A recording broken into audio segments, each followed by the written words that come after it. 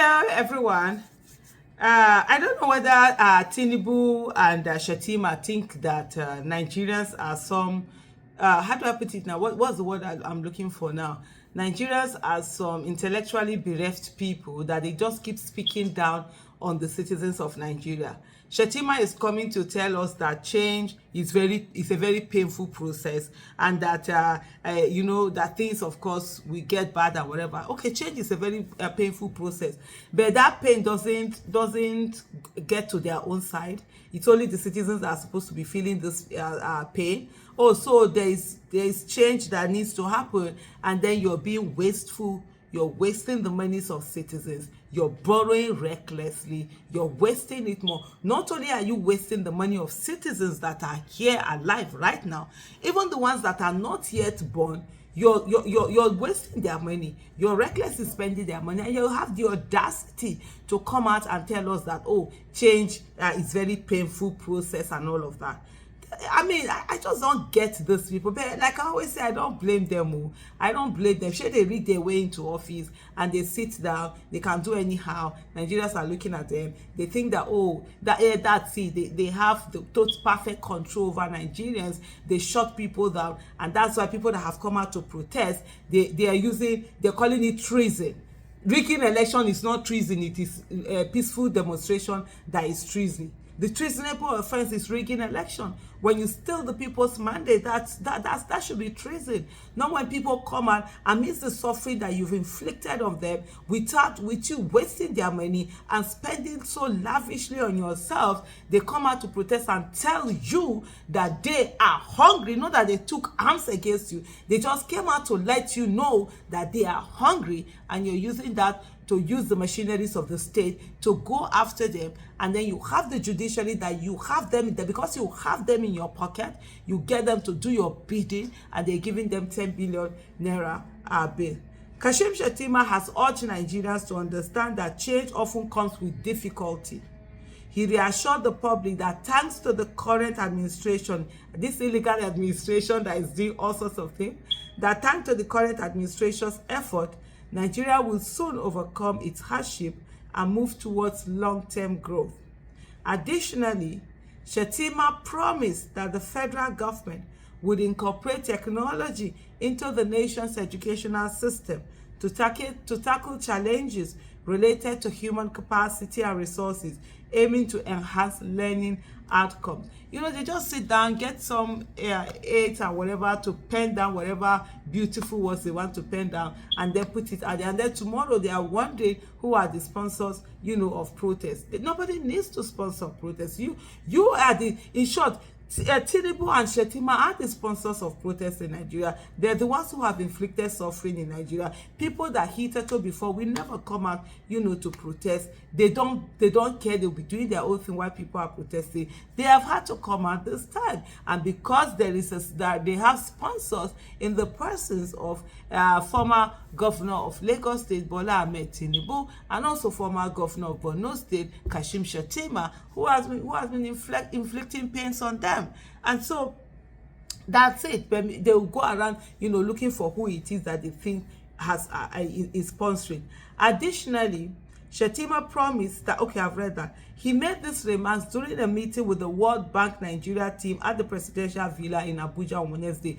Honestly, I'm sick and tired of the way that the World Bank and all of these international financial institutions just keep giving more money, and more money to people who have shown they don't have the capacity to cut the cost of governance. They don't have the capacity to be prudent. They don't have the capacity to be diligent with money. They don't have the capacity to judiciously use the resources of a nation. And then they come in, they give them this money. These monies are looted. These monies get away. They do not get to the people. And the people are the ones who are left with debt. And yet these international institutions, financial institutions, will keep giving more and more monies, throwing their people into more and more debt, and more suffering and poverty. And you begin to wonder, who is actually the beneficiary of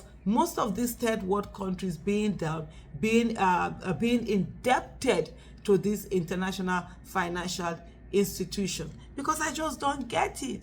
All the time, what bank this, what bank that, what bank those, you just keep giving loans that you know they're not going to be used. The other day we saw where they said they used 2 point something billion to repair 20 something boreholes, and they're coming out to say it's World Bank assisted project. How did the World Bank calculate that 2 point something billion is something that can be used, that should be used to, you know, to repair 20 something boreholes? How much does it cost to make a new borehole? Why are this money being wasted? On whose on whose account, or who are the people who are going to pay all of these monies? He said, be rest assured that where there is a will, there is a way. Of course, there is a way. There's a way to get yourself 21 billion naira building. There's a way to get yourself a new presidential car. There's a way for you to get yourself yacht. There's a way for you to get yourself new presidential jet. There's a way for you to pay humongous amounts of money to carry a lot of people travel and pay them extra code. Of course, there is that way for you guys to enjoy. It's a way for people to get good governance, accountability, and transparency that hasn't been there. But hey, what am I saying? Nobody rigs election to give good governance. Change is a very painful percolation process, he said, but I know we'll get out of this very soon and be on the path of sustained growth. Shettima referenced India's success in using Khan smart class solutions to teach students in rural areas, suggesting that similar innovation could revolutionize Nigeria's educational system. In India, Khan technology is used to teach 50,000 pupils in rural and impoverished areas. I believe technology will help us upgrade our educational system significantly. He also advocated for a comprehensive approach to education reform, which includes upgrading infrastructure, enhancing teacher training, and integrating technology. You know what This is someone who has rigged his way into office and is supposed to be the vice president of a country. He's speaking as if he's outside the corridors of power. He's saying just the way any other Nigerian outside will say, oh, I think the government should do this, do this. That's what this guy is saying. Hey, Nigeria.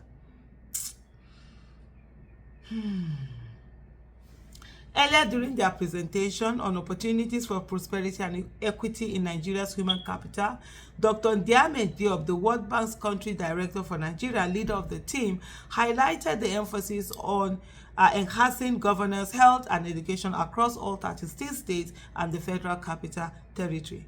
The project Hope Governance, Hope Primary Health Care, and Hope Basic Education are part of a larger effort to reform governance, primary health care, and education with strong focus on developing human capital. We are working to reinvigorate governance, primary health care, and education facilities across the country, Diop said. Poor Nigeria.